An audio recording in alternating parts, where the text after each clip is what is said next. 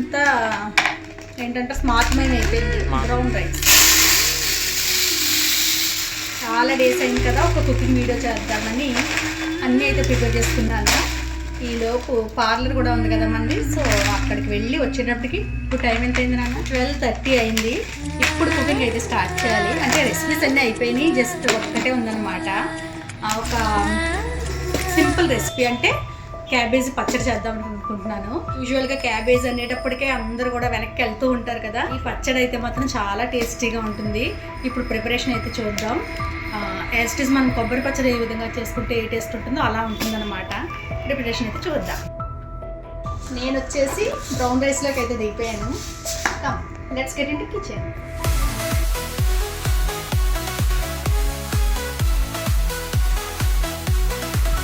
ఈ పచ్చడి కోసం నేను చిన్న క్యాబేజీ తీసుకున్నాను. అంటే వెయిట్లో వచ్చేసి ఒక 1/2 కిలో వరకు ఉంటుంది అంతే. వీటిని చిన్న ముక్కలుగా తరిగి పక్కన పెట్టేసుకున్నాను. కావాల్సిన ఇంగ్రీడియంట్స్ అన్నీ అయితే రెడీ పెట్టుకున్నాను. ఇప్పుడు స్టవ్ ఆన్ చేసుకుని ఫ్రైయింగ్ ప్యాన్లో కొద్దిగా ఆయిల్ని యాడ్ చేసుకోవాలి. ఒక టేబుల్ స్పూన్ వరకు ఆయిల్ని యాడ్ చేసుకుంటే సరిపోతుంది. ఆయిల్ హీట్ అయినాక కొద్దిగా శనగపప్పు అంటే ఒక 2-3 టేబుల్ స్పూన్స్ వరకు యాడ్ చేసుకున్నాను. అలాగే కొద్దిగా మినప్పప్పు, అది కూడా 2-3 టేబుల్ స్పూన్స్. ఒక టీ స్పూన్ జీలకర్ర యాడ్ చేసుకుని మంచిగా ఫ్రై చేసుకోవాలి. ఇవి ఫ్రై అవుతూ ఉండగానే మన కారానికి తగ్గట్టుగా ఒక 15 వరకు ఎండుమిర్చిని కూడా యాడ్ చేసుకుని వీటన్నిటిని మంచిగా ఫ్రై చేసుకోవాలి. చాలా సింపుల్గా తక్కువ ఇంగ్రీడియంట్స్తోనే చేస్తున్నాను, బట్ రెసిపీ అయితే మాత్రం చాలా బాగుంటుంది. పచ్చడి టేస్ట్. ఇవి మంచిగా ఫ్రై చేసుకున్న తర్వాత మిక్సీ జార్కి ట్రాన్స్ఫర్ చేసుకుని చల్లారనివ్వాలి. ఇప్పుడు అదే ప్యాన్లో ఆయిల్ ఏమీ యాడ్ చేయక్కర్లేదు. తరిగి పెట్టుకున్న క్యాబేజ్ ఉంది కదా, దాన్ని యాడ్ చేసుకుని క్యాబేజ్ని మంచిగా మగ్గనివ్వాలి. అంటే పచ్చదనం ఏమీ లేకుండా మగ్గించుకోవాలన్నమాట. క్యాబేజ్ మగ్గుతుండగానే కొద్దిగా పసుపును కూడా యాడ్ చేసుకుని ఏమాత్రం పచ్చదనం లేకుండా మంచిగా మగ్గించుకోవాలి. ఇక ఆయిల్ అయితే ఏమి ఎక్స్ట్రాగా యాడ్ చేయక్కర్లేదు. ఫస్ట్ యాడ్ చేసాం కదా, ఆయిల్తోనే సరిపోతుంది. కాకపోతే క్యాబేజ్ మగ్గడానికి కొంచెం టైం పడుతుంది. మంచిగా మగ్గిన తర్వాత స్టవ్ ఆఫ్ చేసుకుని పూర్తిగా చల్లారనివ్వాలి. ముందు మిక్సీ జార్కి యాడ్ చేసుకున్న పోపులు ఉన్నాయి కదా, వాటికి 5-6 వెల్లుల్లి యాడ్ చేసుకుని ఒకసారి మిక్సీ చేసుకోవాలి.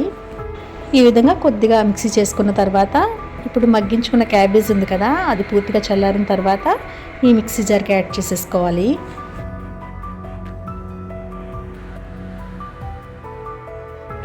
క్యాబేజ్ అంతా యాడ్ చేసుకున్న తర్వాత టేస్ట్కి సరిపడిన ఉప్పు, అలాగే కొద్దిగా చింతపండు కూడా యాడ్ చేసుకుని మిక్సీ చేసుకోవడమే.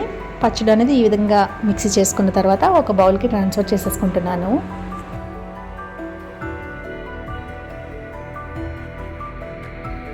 పచ్చడి అయితే రెడీ అయింది కదా, ఇప్పుడు దీనికి పోపు పెట్టుకోవాలి.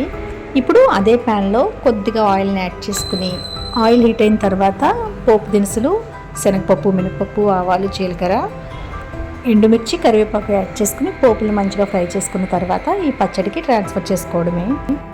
అంతే, చాలా సింపుల్ ప్రాసెస్లో తక్కువ ఇంగ్రీడియంట్స్తో క్యాబేజ్ పచ్చడి అయితే రెడీ అయిపోయింది. పచ్చడి టేస్ట్ అయితే మాత్రం చాలా బాగుంటుంది. యూజువల్గా క్యాబేజ్ కర్రీ అలాంటివి అయితే తినడానికి అంతగా ఇష్టపడం కదా, బట్ పచ్చడి అయితే మాత్రం చాలా టేస్టీగా ఉంటుంది. ఒకసారి ట్రై చేసి చూడండి. ఈ పచ్చడిని వేడివేడి అన్నంలో కొద్దిగా నెయ్యిని కానీ ఆయిల్ని కానీ యాడ్ చేసుకుని తింటే చాలా టేస్టీగా ఉంటుంది. క్యాబేజ్ పచ్చడిని ఒకసారి ఈ ప్రాసెస్లో ట్రై చేయండి, చాలా టేస్టీగా ఉంటుంది. వీడియో నచ్చితే తప్పకుండా లైక్ చేయండి, ఛానల్ని సబ్స్క్రైబ్ చేసి సపోర్ట్ చేయండి. Thank you so much for watching.